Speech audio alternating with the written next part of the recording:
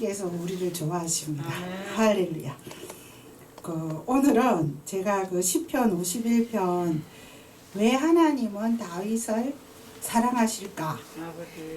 제가 한 일주일 한 5, 6일 전에 잠자다가 갑자기 성령님이 너 화요일날 화요 방송할 때에 다윗 이야기 해라고 성령의 감동이 막 빗줄기처럼 쫙 오는 거예요.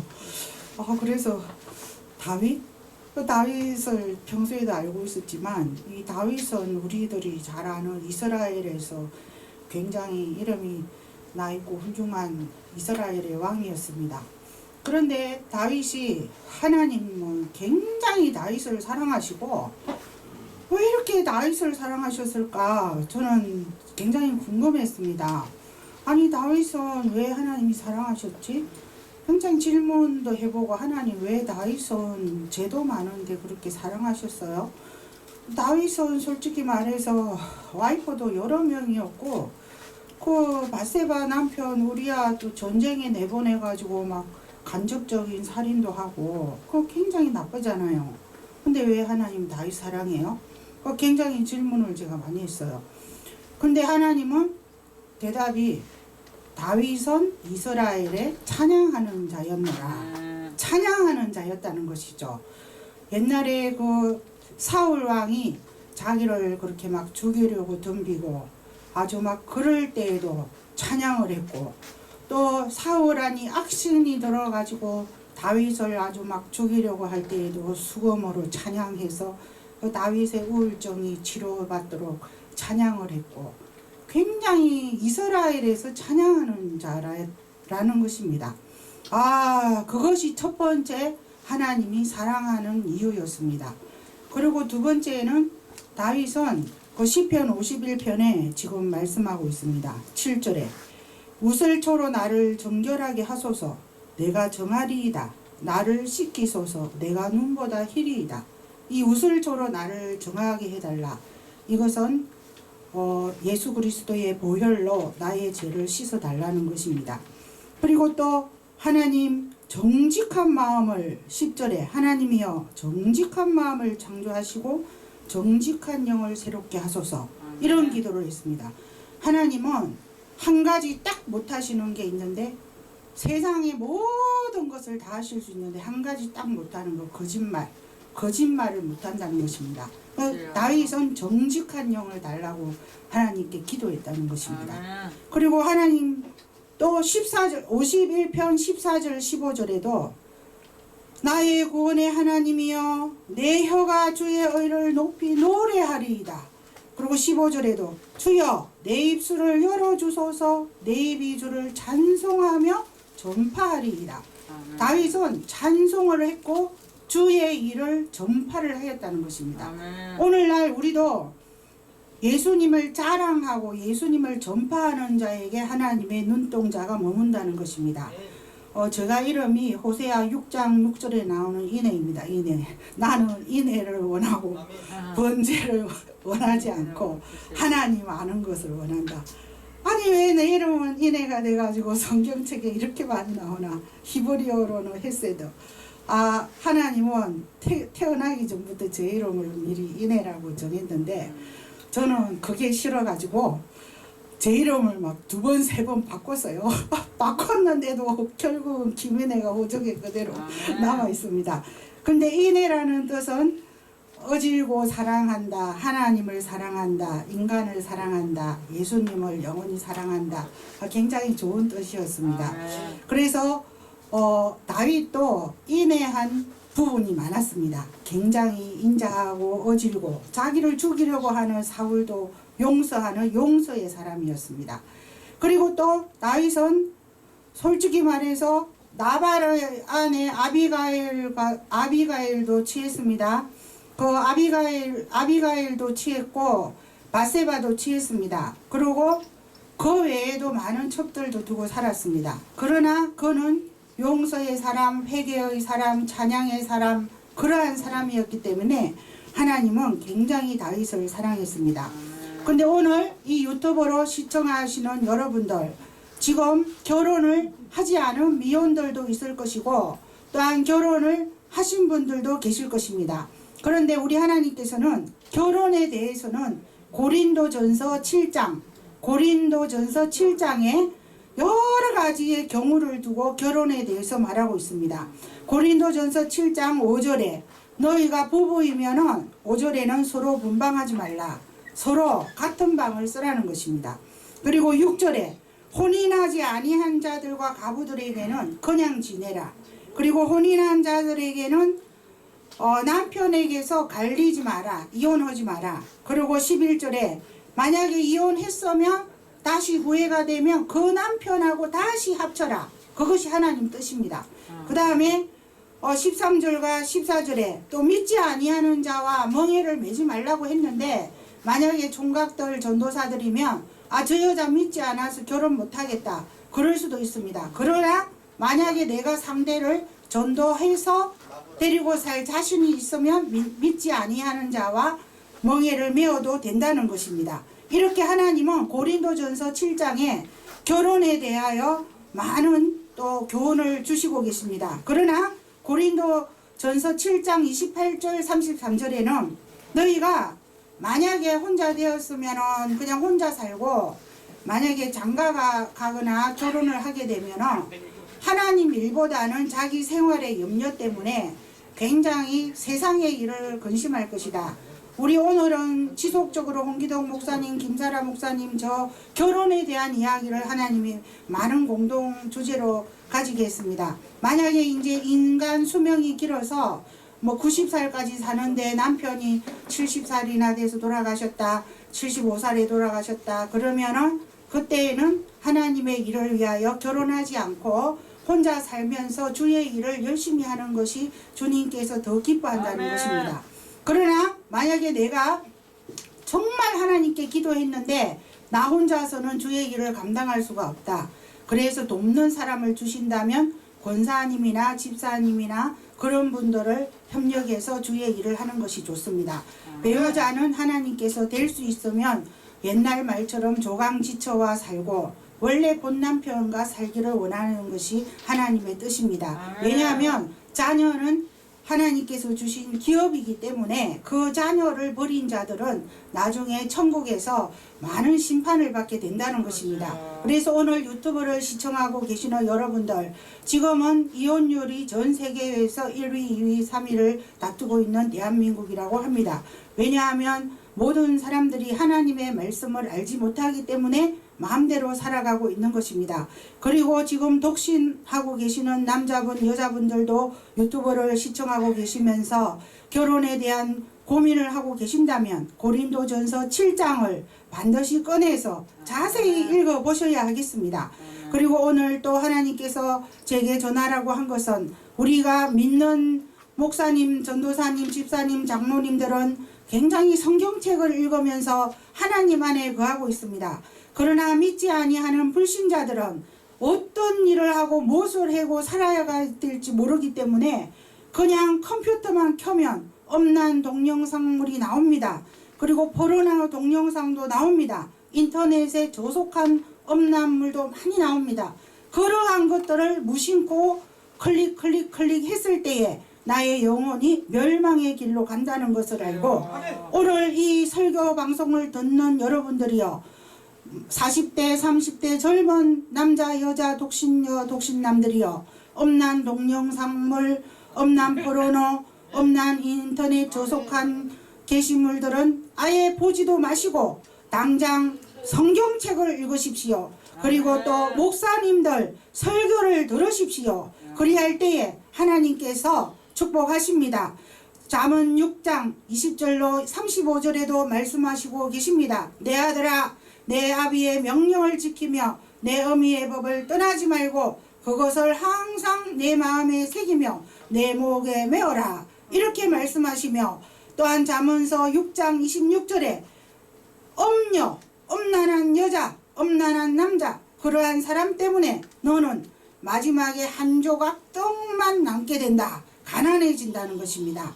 그리고 또 만약에 자기의 본 남편, 본 아내가 아닌 자들과 가늠한 자들은 무식한 자이다. 무지한 자이다. 그렇게 말씀하고 계십니다. 그러한 자들은 영혼을 망하게 한다고 말씀하고 계십니다. 그러므로 여러분 유튜브를 시청하시고 계시는 여러분들이요, 오늘 하나님께서 성경 말씀을 저의 입술을 통하여서 여러분들에게 주시는 말씀입니다. 그러나 우리가 다윗이 밧세바와 간음하고도 시편 51편을 썼습니다. 그런데 그때에 선지자 나단이 나타나서 너는 죄를 지었다 그렇게 책망하였을 때에 다윗은 침대에 온통 다 젖을 때까지 눈물로 통회하고 자복하고 회개를 하였습니다. 금식하고 자기를 낮추고 기도하였습니다. 그러하였지만 밧세바와 낳은 첫 번째 그 임신한 아이는 죽었습니다. 왜냐하면 죄가 잉태한 적 사망을 낳았습니다. 우리는 반드시 죄가 잉태하면 사망을 낳는다는 것을 기억해야 됩니다. 그 이후에 다시 축복받아서 솔로몬을 낳기는 했지만 처음에 죄짓고 난 아이는 죽었습니다. 지금 우리가 천국에 가면 이것은 제가 유명 목사님의 책을 통해서 알게 된 일입니다. 지금 미혼모, 미혼남 혹은 유부녀, 유부남들 중에서 임신하여서 낙태한 자들이 있으면 이 낙태한 아이도 생명이기 때문에 죽지 않고 영원히 살고 있다고 합니다. 그래서 막상 천국에 가면 나는 예수 믿은 사람이 주변에 없어서 나 마중 나올 사람이 없을 거야 라고 생각했는데 천국에 딱 올라가면 저 꽃밭에서 어린 영혼 하나가 튀어나오면서 낙태되어진 그 영혼이 죽지도 않고 엄마, 아빠 그러고 나온다는 겁니다. 이것이 실화라는 것입니다. 그래서 혹시나 미혼남, 미혼녀 낙태한 자 있습니까? 철저하게 낙태했던 것에 대해서도 회개를 하셔야 되겠습니다. 그래서 만약에 내가 낙태한 그 아이가 천국에 가서 나를 마중한다면 내가 정말 잘못했다라고 회개해야 된다는 것입니다. 얼마나 깜짝 놀라운 말씀인지 모르겠습니다. 그리고 제가 그 유명한 목사님 책을 읽으면서 야, 정말 이 영혼은 영원히 죽지가 않고 낙태된 영혼까지 영원히 살고 있구나.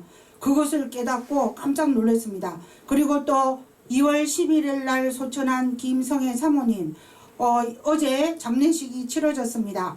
그 사모님은 제가 오살리기도원에 기도하던 그 장소에 묻혔습니다. 어제 제 남편과 저는 서로 대화를 나누었습니다. 화장하지 않고 매장했네. 왜 매장했지? 화장하지 않았네. 그것은 왜 이럴까? 아마 부활에 참여할 때에 무덤 속에 잠자던 자들이 먼저 일어나고 그 다음에 우리 이 땅에 있는 자들도 다 함께 끌려 올라간다. 아마 부활 때문에 화장하지 않고 매장했을지도 모른다. 그런 말도 했고 또 두 번째는 만약에 매장하지 않고 화장하거나 수장하거나 수목장해도 하나님은 전지전능하신 분이시기 때문에 그러한 영혼들도 부활 때에 다 재창조해서 부활에 참여할 수 있게 해주실 것이다. 우리는 그런 이야기도 했습니다. 그리고 또 제가 그 대학원, 저도 한세대 신학 석사를 했습니다. 그때에 저 같은 공부 같이 했던 저 목사님 한 분은 굉장히 신기했습니다. 저희들이 성경 공부 열심히 할 때에 성경고시 칠 때에 막 찰밥 해주고 반찬 해주고 굉장히 친절한 그러한 사모님이셨는데 제가 그분과 개척을 해야 되겠다라고 생각을 하고 있었는데 딱 개척 기도하고 있었는데 40일 되기 전에 그분이 돌아가셨습니다. 굉장히 천사 같은 사모님이셨고 나무랄 데 없이 착하신 분이셨는데 그분은 돌아가시고 다시 그분이 다른 사람을 만나서 2살 연상인데 굉장히 돈이 많으신 분을 만나서 어디 가서 개척을 하신 걸로 소식이 전해지고 있는데 우리가 사람이 보았을 때에는 그 사람 굉장히 천사같이 좋아, 그 사람 굉장히 좋아 이렇게 얘기했는데 갑자기 돌아가시는 경우도 있고 야, 저 사람이 어떻게 목사를 하냐 막 손가락질을 하고 지탄의 대상이 되는데 그런 분은 살아서 또 목회를 잘하고 있는 분도 계십니다. 그것은 우리가 설교도 육적인 설교가 있고 영적인 설교가 있고 혼적인 설교가 있듯이 하나님의 눈에서는 육적인 사람이 있고 혼적인 사람이 있고 영적인 사람이 있기 때문에 우리 인간의 보는 눈에 잣대로 보는 그것으로 보면 안 된다는 것입니다. 사람들의 손가락의 대상이었지만 하나님이 보실 때에는 그 사람이 무언가 쓸모가 있고 하나님이 보실 때에는 그 사람이 무언가 사랑하는 구석이 있고 하나님이 보실 때에는 그 사람이 하나님께 영광 돌릴 수 있는 그러한 존재이기 때문에 하나님께서 또 일을 시킨다는 것입니다. 우리가 개인적으로 생각했을 때는 어마어마하게 큰 교회 사모님인데 그냥 큰 교회를 또 하나 더 하실 수도 있고 그런데 빨리 또 소천하시기도 하시고 그렇다고 소천 당하였다고 해서 나쁜 것도 아닙니다. 왜냐하면 하나님은 사랑하는 자들을 천국에서도 또 일꾼이 필요하기 때문에 빨리 불러가는 경우도 있다고 합니다. 제가 그 순복음교회 새신자실에서도 그 김주산이라는 그 신학생이 막 노주현 닮고 굉장히 잘생겼는데 그분도 제가 저분 졸업하면 목회를 도와야지 그렇게 기도하고 있었는데 어느 날 갑자기 돌아가셨다는 것입니다. 21일 금식하시다가 돌아가셨다는 것입니다. 그래서 제가 정말 슬퍼했습니다. 그런데 가만히 제가 왜 저분은 하나님이 빨리 천국으로 데려갔을까, 저렇게 착하고 잘생기고 금식도 21일 정도 할 정도면 왜 데려갔을까 막 질문을 하나님께 하기도 했습니다. 그분도 아마 천국에 일꾼이 필요해서 빨리 데리고 갔다. 저는 그런 결론이 났습니다. 그리고 또 왜 하나님은 간음을 하지 말라고 할까? 지금 이 세상은 5대양 6대주를 다 둘러봐도 제가 동경에 그때 갔을 때에도 미국 그 부자 동네 거기서 온 그 최선영이라는 여자분도 화제가 우리 목사님 성도와 불륜 저질러서 교회 문 닫았어요. 그 이야기가 화제였습니다. 그리고 지금 한국에서도 그런 일들이 많이 일어나고 있습니다. 또 서대문의 어떤 목사님도 전도 열심히 하시다가 권사님과 불륜 저질러서 교회 문 닫고 식물인간 되어서 그냥 가만히 있다가도 주일 11시만 되면 그 영혼이 딱 깨어나서 가만히 앉아서 예배드리고 또 평일에는 6일 동안 가만히 잠자고 있다가 주일 11시만 되면 딱 일어나서 예배드리고 그런 기적의 역사가 일어나고 있다고 합니다. 이와 같이 지금 우리나라에 뿐만 아니라 선진국들이 많은 소돔과 고모라와 같은 많은 죄악을 저지르고 있습니다. 그러나 하나님께 제가 질문했습니다. 하나님, 왜 10계명 중에 6계명 간음은 하지 말라고 하는 것입니까? 저는 반드시 질문했습니다. 그랬더니 하나님께서 답변이 왔습니다. 간음을 하게 되면 이 세상에 있는 모든 가정들이 붕괴가 되고 질서가 다 무너져 버리고 이 세상이 존재하기가 힘든다. 그러므로 질서를 지키기 위해서 절대 10계명 중에 간음을 하지 말라는 것입니다. 우리 시편의 그 다윗도 51편 밧세바와의 동침 이후에 침대가 눈물이 젖도록 쓴 시이지만 분명히 그 죄에 대한 응징을 받았습니다. 그 자녀도 죽었습니다. 하나님께서 이 천하의 인간들이 다 내려다보면 아무도 의인이 없다는 것입니다. 모두 다 죄를 지었다는 것입니다. 그 죄가 폭로되었느냐, 그 죄가 숨겨졌느냐, 그것이 문제이지 하나님이 보실 때에는 전부 다 죄인이라는 것입니다. 아멘. 그러므로 우리는 우슬초로 정케하시고 나의 영혼을 새롭게 하시고 나의 죄를 예수의 보혈로 씻어달라 그러한 고백을 하며 다윗과 같이 찬양을 드리고 전도를 하고 회개를 할 때에 하나님께서 다윗을 사랑하였듯이 우리를 사랑하여 주시는 것입니다. 그러므로 우리는 이스라엘의 찬양하는 자 다윗을 사랑하였듯이 우리가 주께 찬양 드릴 때에 우리는 다윗보다도 더 사랑받는 존재가 된다는 것입니다. 할렐루야. 감사합니다.